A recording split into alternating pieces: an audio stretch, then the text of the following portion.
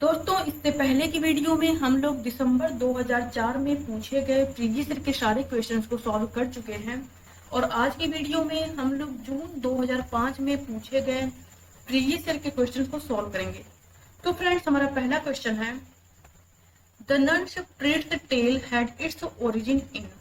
Option A है the French Roman de Renart, option B है the Italian Boccaccio's Teseida, option C है the English John Gower's Confessio Amantis और option D है the German Goethe's Faust. तो friends, इसका सही answer होगा option number A, the French Roman de Renault. अब आगे बढ़ते हैं क्वेश्चन नंबर 2 पर। क्वेश्चन नंबर 2 है, the first folio of Shakespeare's plays appeared in. Option A है 1664, ऑप्शन बी है 1631, ऑप्शन सी है 1623 और ऑप्शन डी है 1650। तो फ्रेंड्स, इसका सही आंसर होगा ऑप्शन नंबर सी, 1623। जो शेक्सपियर का फर्स्ट फोलियो है वह कब आया था, तो हो जाएगा इसका 1623 में। इसके अलावा फ्रेंड्स, जो शेक्सपियर का क्वार्टो फोलियो है वह कब आया था, तो हो जाएगा 1609 में, 1609 में। और इनका सेकेंड फोलियो आया था 1632 में। 1609 में इनका क्वार्टो फोलियो आया था, 1623 में फर्स्ट फोलियो आया था और 1632 में इनका सेकेंड फोलियो आया था। अब आगे बढ़ते हैं ऑप्शन नंबर ए पर। फ्रेंड्स, जो 1664 का ईयर है इसमें दो लोग बॉर्न होते हैं। पहले हैं जॉन वैनब्रग और दूसरे हैं मैथ्यू प्रॉयर। तो फ्रेंड्स, जॉन वैनब्रग और मैथ्यू प्रॉयर जो हैं वह 1664 में पैदा होते हैं। अब आगे बढ़ते हैं ऑप्शन नंबर बी पर। फ्रेंड्स, जो 1631 का ईयर है इसमें जॉन डन की डेथ हो जाती है। 1631 में जॉन डन की डेथ हो जाती है और जॉन ड्राइडन पैदा होते हैं 1631 में। अब आगे बढ़ते हैं क्वेश्चन नंबर 3 पर। क्वेश्चन नंबर 3 है, restoration comedy begins with. Option A है कॉन्ग्रीव, ऑप्शन बी है शेरिडन, ऑप्शन सी है ड्राइडन और ऑप्शन डी है एथरेज। तो फ्रेंड्स, इसका सही आंसर होगा ऑप्शन नंबर डी, एथरेज। फ्रेंड्स, जो जॉर्ज एथरेज हैं इनका मोस्ट इंपॉर्टेंट फेमस वर्क है, पहला है द मैन ऑफ मोड और सर पॉपलिंग फ्लटर, दूसरा है द कॉमिकल रिवेंज और लव इन अ टब। अब आगे बढ़ते हैं ऑप्शन नंबर सी पर, ड्राइडन। फ्रेंड्स, जो ड्राइडन है इनका मोस्ट इंपॉर्टेंट फेमस वर्क है an essay of dramatic poesy. अब आगे बढ़ते हैं ऑप्शन नंबर बी पर, शेरिडन। फ्रेंड्स, जो शेरिडन है इनका फुल नेम है रिचर्ड ब्रिंसले बटलर शेरिडन। अब आगे बढ़ते हैं ऑप्शन नंबर ए पर, कॉन्ग्रीव। विलियम कॉन्ग्रीव का मोस्ट इंपॉर्टेंट फेमस वर्क है the old bachelor, the double dealer, etc. अब आगे बढ़ते हैं क्वेश्चन नंबर 4 पर। क्वेश्चन नंबर 4 है, the author of the progress of the soul इज। ऑप्शन ए है जॉन बनियान, ऑप्शन बी है जॉन डन, ऑप्शन सी है हेनरी बॉगन और ऑप्शन डी है रिचर्ड क्रॉशॉ। तो फ्रेंड्स, इसका सही आंसर होगा option number B, John Donne. जो जॉन डन है यह पैदा हुए थे 1572 में, यानी 1572 में यह लंदन में कैथोलिक फैमिली में पैदा हुए थे जॉन डन। अब आगे बढ़ते हैं ऑप्शन नंबर सी पर। फ्रेंड, जो हेनरी बॉगन है यह एक मेटाफिजिकल पोएट है। हेनरी बॉगन एक मेटाफिजिकल पोएट है। इसके अलावा जो रिचर्ड क्रॉशॉ है यह भी एक मेटाफिजिकल पोएट है और इनका मोस्ट इंपॉर्टेंट फेमस वर्क है लव्स होरोस्कोप। और जो इनका वर्क लव्स होरोस्कोप है यह एक पोएम है। अब आगे आते हैं ऑप्शन नंबर ए पर, जॉन बनियान। जो जॉन बनियान है इनका मोस्ट इंपॉर्टेंट फेमस वर्क है द पिलग्रिम्स प्रोग्रेस। अब आगे बढ़ते हैं क्वेश्चन नंबर 5 पर। क्वेश्चन नंबर 5 है, doctor Johnson the life of the poets is an example of. Option A है साइकोलॉजिकल क्रिटिसिज्म, ऑप्शन बी है बायोग्राफिकल क्रिटिसिज्म, ऑप्शन सी है हिस्टोरिकल क्रिटिसिज्म और ऑप्शन डी है आर्केटिपल क्रिटिसिज्म। तो friends इसका सही आंसर होगा option number B, biographical criticism. इसके अलावा फ्रेंड्स जो डॉक्टर सैम्यूल जॉनसन हैं, यह बॉर्न हुए थे 1709 में। 1709 में यह पैदा हुए थे और 1784 में यानी 1784 में इनकी डेथ हो गई थी, डॉक्टर सैम्यूल जॉनसन की। और इनका मोस्ट इंपॉर्टेंट फेमस वर्क है मेसिया,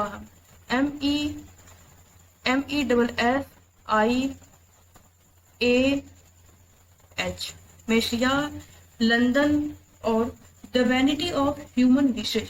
अब आगे बढ़ते हैं क्वेश्चन नंबर 6 पर। क्वेश्चन नंबर 6 है the picaresque novel with a female picaroon is अ।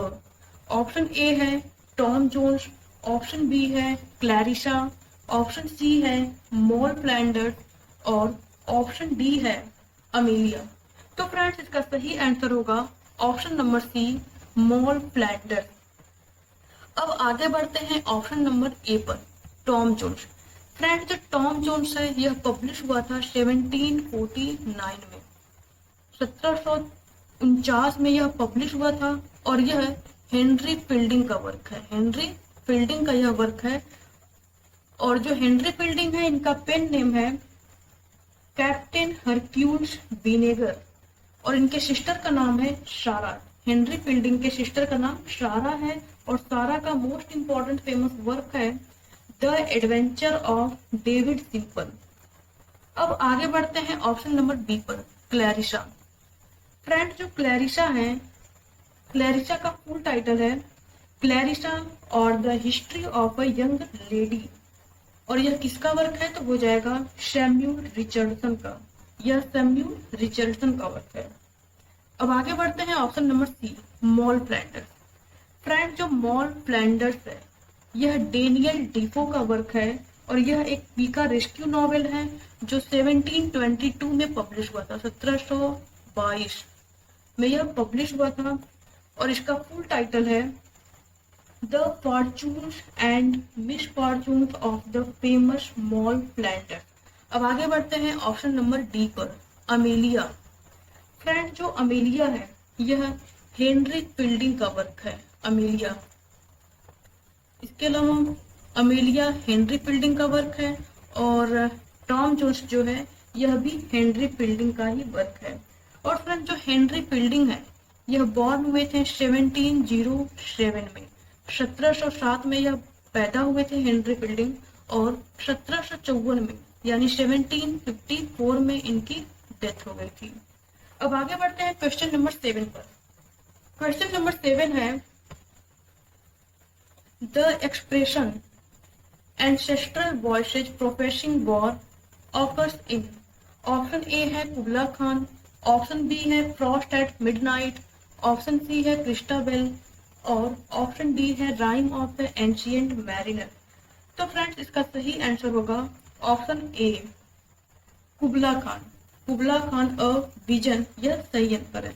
और यह किसका वर्क है? तो हो जाएगा सैम्यूल टेलर कॉलरिज का। अब आगे बढ़ते हैं क्वेश्चन नंबर बी पर, फ्रॉस्ट एट मिडनाइट, यह भी सैम्यूल टेलर कॉलरिज का वर्क है। फिर आते हैं ऑप्शन नंबर सी, क्रिस्टाबेल। जो क्रिस्टाबेल है यह पब्लिश हुआ था 1816 में और यह किसका वर्क है? तो हो जाएगा कॉलरिज का, यह भी सैम्यूल टेलर कॉलरिज का वर्क है। फिर आते हैं option number D, rhyme of the Ancient mariner, यह पब्लिश हुआ था 1798 में और यह कॉलरिज का वर्क है। तो फ्रेंड्स जो यह चारों वर्क है यह सैम्यूल टेलर कॉलरिज का ही वर्क है। अब आगे बढ़ते हैं क्वेश्चन नंबर 8 पर। क्वेश्चन नंबर 8 है the posthumously published novel of Jane Austen is. Option A है Sense and Sensibility, option B है मैन्सफील्ड पार्क, ऑप्शन सी है एम्मा और ऑप्शन डी है नॉर्थएंगर एबे। तो फ्रेंड्स इसका सही आंसर होगा ऑप्शन नंबर डी, नॉर्थएंगर एबे। जो नॉर्थएंगर एबे है यह 1817 में पब्लिश हुआ था। फिर अब आते हैं ऑप्शन नंबर सी पर, एम्मा। एम्मा पब्लिश हुआ था 1815 में।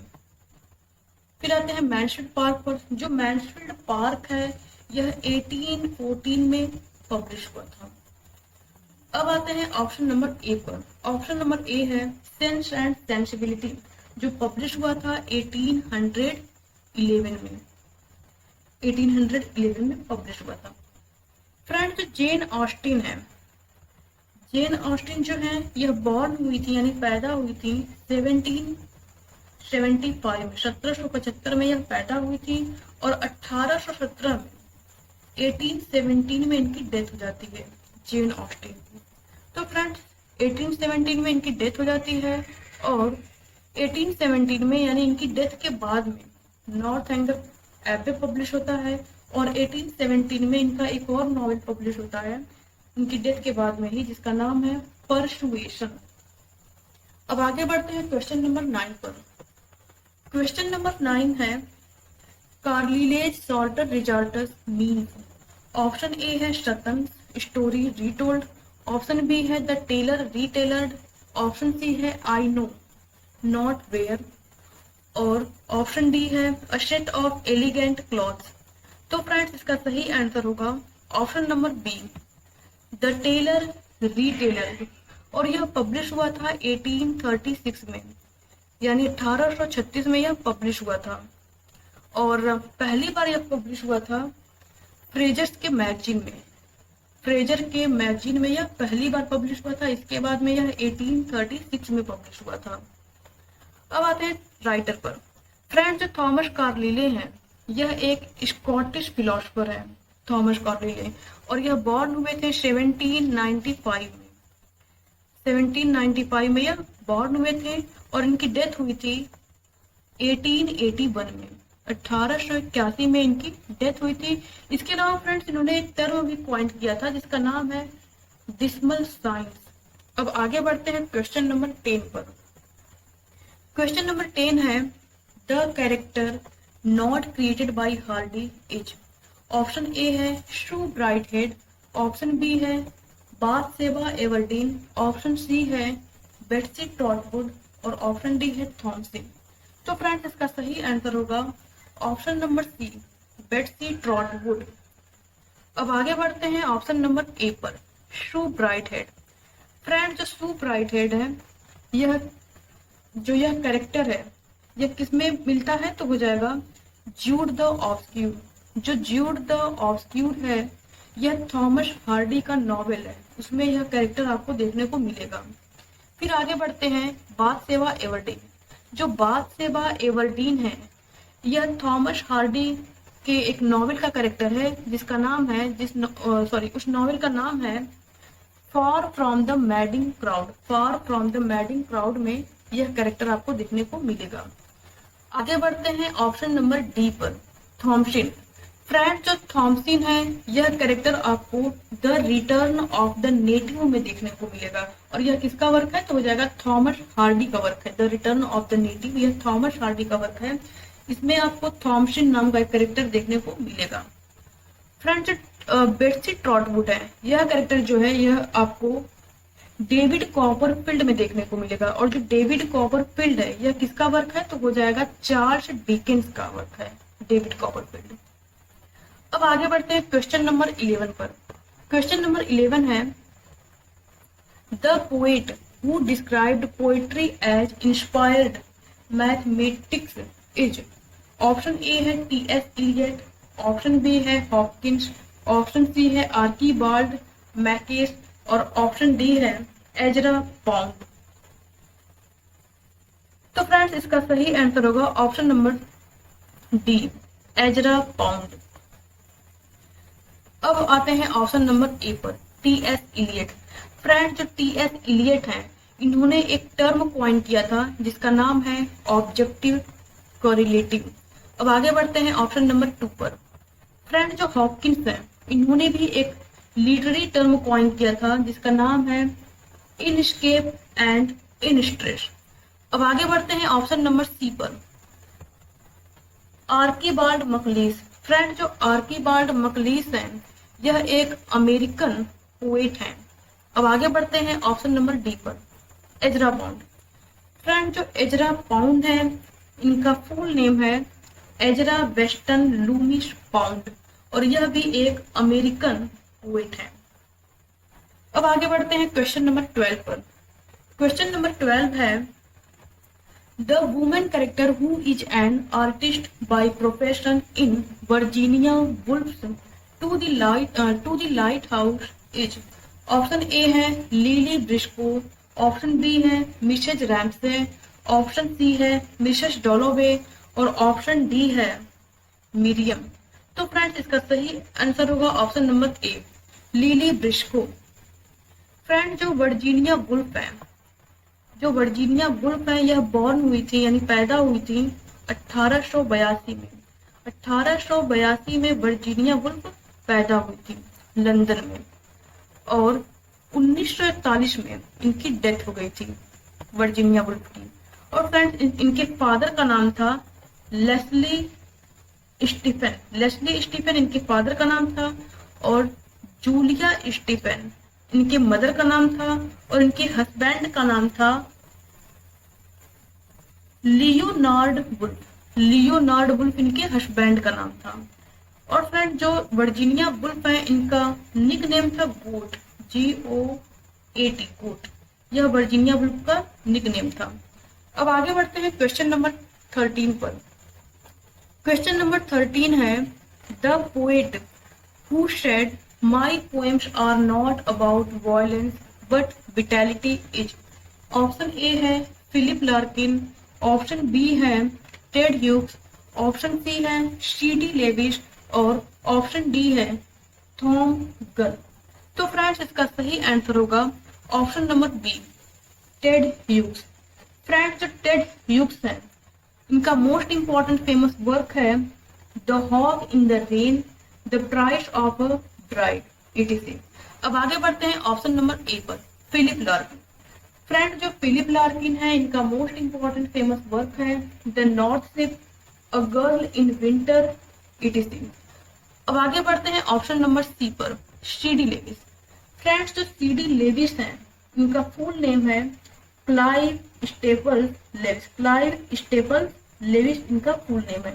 अब आगे बढ़ते हैं ऑप्शन नंबर डी पर थॉमस गन। फ्रेंड्स जो थॉम गन है इनका मोस्ट इंपॉर्टेंट फेमस वर्क है the man with night sweet. अब आगे बढ़ते हैं क्वेश्चन नंबर 14 पर। क्वेश्चन नंबर 14 है Pinter's caretaker can be called. Option A है comedy of manners, option B है comedy of menace, option C है कॉमेडी ऑफ एरर्स और ऑप्शन डी है कॉमेडी ऑफ ह्यूमर। तो फ्रेंड्स इसका सही आंसर होगा option number B comedy of menace. और फ्रेंड्स जो पिंटर हैं हैरोल्ड पिंटर जो है इनका मोस्ट इंपॉर्टेंट फेमस वर्क है द बर्थडे पार्टी इनका मोस्ट इंपॉर्टेंट फेमस वर्क है। इसके अलावा फ्रेंड्स जो पेंटर है इनको नोबेल प्राइज भी मिल चुका है। कब मिल चुका है तो हो जाएगा 2005 में। 2005 में इन्हें नोबेल प्राइज से भी सम्मानित किया गया था। अब आगे बढ़ते हैं क्वेश्चन नंबर 15 पर। क्वेश्चन नंबर 15 है Toni Morrison used male narrator for the first time in. Option A है Song of Solomon, option B है टार बेबी, ऑप्शन सी है जैज और ऑप्शन डी है द ब्लूएस्ट आई। तो friends इसका सही आंसर होगा option number A Song of Solomon. यह सही आंसर है और यह क्या है नॉवेल है, यह नॉवेल है। अब आता है ऑप्शन नंबर बी पर टार बेबी जो है यह भी एक नॉवेल है और इसके अथर हैं टोनी मॉरिसन, इसके अथर हैं। और टोनी मॉरिसन भी आपके एक अमेरिकन राइटर है, यह अमेरिकन है टोनी मॉरिसन। अब आगे आते हैं option number C jazz. Friends जो जैज है यह भी नॉवेल है। किसका नॉवेल है तो हो जाएगा टोनी मॉरिसन का, यह टोनी मॉरिसन का नॉवेल है। फिर आगे बढ़ते हैं ऑप्शन नंबर डी पर द ब्लूएस्ट आई। फ्रेंड जो द ब्लूएस्ट आई है यह नॉवेल है टोनी मॉरिसन का। तो फ्रेंड्स ये जो चारों है यह चारों नॉवेल है टोनी मॉरिसन का। और जो टोनी मॉरिसन है यह एक अमेरिकन राइटर है, ठीक है। टोनी मॉरिसन एक अमेरिकन ऑथर है। अब आगे बढ़ते हैं क्वेश्चन नंबर 16 पर।